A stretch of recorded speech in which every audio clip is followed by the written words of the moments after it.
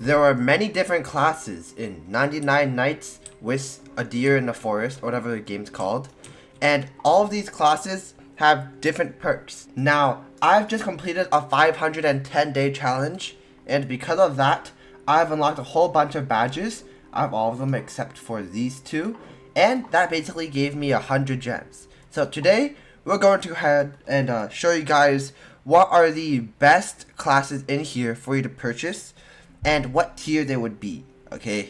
So we're going to start off from the worst and move our way to the best, and in the end, I'm actually going to go ahead and purchase one of these that I think is on one of the better end. So, in the F tier, the worst class available in the game is none. You probably expected it. It's literally free, no perks, no downsides, it's just none. Now, the second worst, or in the D tier category, we now have the camper, okay? This class, you start off with a flashlight, and alongside that, you also have reduced hunger drain at level 1. At level 2, you have increased visibility at night, and at level 3, you are able to spawn with a stew. Now, here's what I think about all of these in terms of someone who's gone to 500 days thus far.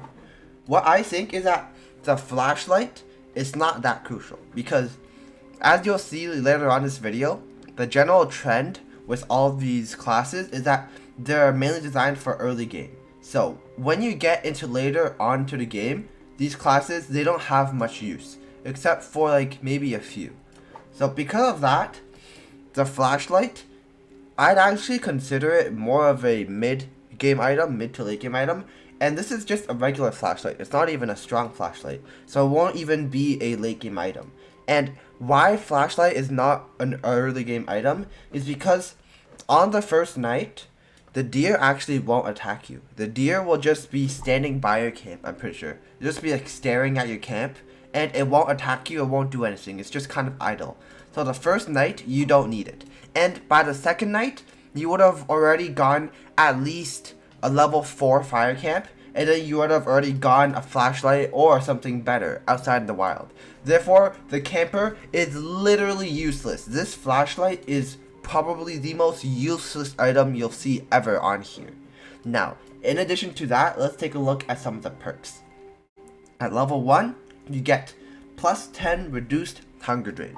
Now, that is kind of helpful, aside from the fact where you're going to be probably fighting a lot of wolves and alpha wolves to be able to go and save the children inside of their caves, and that gives you a whole bunch of food. In addition, there's literally carrots and berries scattered all around the map, which is why the hunger drain is kind of useless.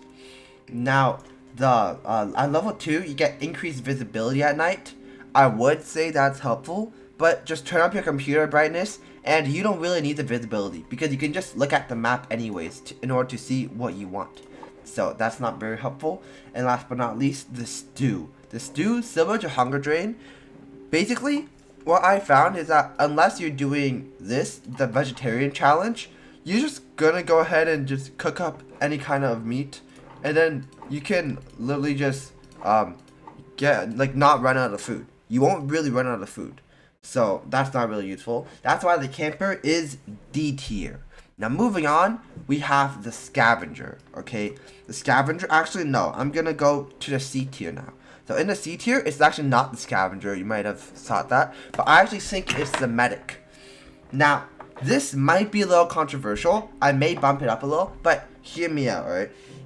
As I said, most of these things are early game. They give you a bunch of early game benefits. But the thing with the medic is that it starts off with 2 bandages. Now, bandages, you can use them to restore HP. You can also use them to revive your allies. But early game, your allies probably won't be dying. And when you get later on into the game, where you actually need those bandages and need those revives, at that point, you would have already gone like level 5 fire camp, and then you would have been able to go ahead and get some bandages yourself. I've actually never found myself running out of bandages or medkits, so that's not very helpful. Now, the perk, the 5 times faster revives, this one, I'd honestly say is the best perk out of all 3. Now, even though it is level 1, why I think that is because with 5 times faster revives, what you can do is if one person is dead, you have another person act as bait, okay? They run in here, they gather the attention of all the wolves, and then you come in with your 5 times faster revive, go to the person you want to revive, and just quickly revive them. And while the wolves are all distracted on the one guy here that's running around, you can go ahead and revive them super fast. So that's the only reason why this medic is not lower in the tier, or why I'd put in C tier. But honestly, it's probably around a C plus tier. It's not that bad of a C tier. Now moving on to level 2 and level 3. Level 2, improved revive on others, restores more HP and hunger. So that is kind of like a little boost, but it's not as needed because when you revive them, you can just start running and then you won't really be hit unless you're fighting against cultists and then they have a ranged weapon. Now, at level 3, one of your bandages turned into a medkit. It's just a little upgrade. It's not that helpful, it's just like nice to have. So moving on from the C tier into the B tier. Here, the first thing we have is the scavenger, alright? Now, why I think the scavenger is actually higher than the medic is because this guy, even though he has no starting tools, he has +2 sack space. And this is very amazing early. It'll help you speedrun the game so much faster. Because with +2 sack space, you can only go around and then get a whole bunch of wood, and it could just go use it on your campfire to speedrun through the early stage as fast as possible and save all those kids and get all those beds as fast as possible. Now the chest, 20% faster, it's kind of helpful, not really. This more chests, like chest speed, it's gonna save approximately like 2 seconds, 2-3 seconds for each chest. Assuming you open up 10 chests in total playthrough, that's 20 to 30 seconds. It's not that significant. And chance to get scrap as a bonus drop from chests, this is pretty significant. You will need scrap a lot later on, and you'll also need scrap to do the method where you have a bunch of shelves or you have a bunch of like wooden storage containers and then you put them all around your base. I think you do need scrap for that. So next up, aside from the scavenger, we have the cook. I would think is B tier. Now, why the cook is B tier? Well, you start off with seasoning, and seasoned food restores more hunger. So the cook can make sure that you just like a bit better on your hunger. I was honestly considering on putting the cook back down to C tier, but the thing is that the level 2 and level 3 makes it a bit better. So level 2, crockpots cook 20% faster. Now, why I think this is fine is because crockpots will become a pretty major food source when you're like end game, okay? And end game, I mean like you're already 100 days in, you have everything set up, now you're basically just AFKing with a bunch of farms on your plot. And last but not least, hearty stew. I assume when you drink the stew, you'll regain HP, why it's called hearty stew. So that's why I think the cook is actually B tier. If the hearty stew did not restore HP, then I would put it down to C tier. It would be like a very high C tier. It wouldn't be in B tier anymore. And last but not least, in B tier, this is very controversial. I could bump it up in A tier, but I think it needs to stay in B tier. It's the Ranger. Okay. Now, this is very controversial, but why do I think the Ranger? Well, we talked about the flashlight. Flashlight's not that useful. The revolver and the ammo is the main purpose of the Ranger. Now, the revolver and ammo make it so that you can go ahead and kill early opponents really easily. You can go ahead and kill the wolves, alpha wolves. You can save the children really early on. And you get ammo. At level 2, you get 10% chance to refund ammo on each shot, which is very massive. You just keep on shooting, you might get some ammo. So on average, this 18 ammo will turn to about 20 ammo because of the 10% chance. And start with 30 ammo, then that 30 ammo turned to about 33 ammo effectively. Now that, again, is very helpful for getting some food early by killing wolves. And by killing the wolves, you can also go ahead and get the chests that the wolves are normally surrounded around. But the thing is that the revolver, right? This is kind of a mid-game item. You can get it mid-game, but it gets outclassed by the rifle heavily. So there is a trick though where you have a revolver and a rifle and then you switch between the two to attack. But in general, I'll just say that you want a class that'll help you early game. Because mid and late into the game, you could just get all the resources by going to chests. So there's no real purpose in doing it. Now, moving on to the A tier. I have one thing in the A tier, and I put the Lumberjack, okay? This is what I think is the best class for things that are actually affordable.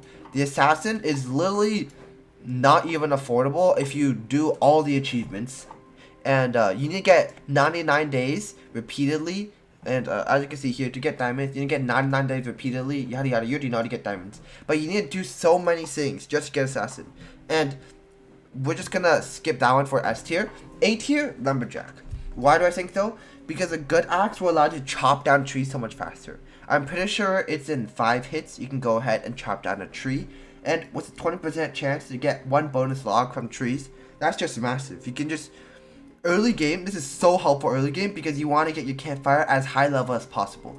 So you can just, early on, just cut down a whole bunch of trees, feed it to a campfire, and instantly get to campfire level 5 within the first day.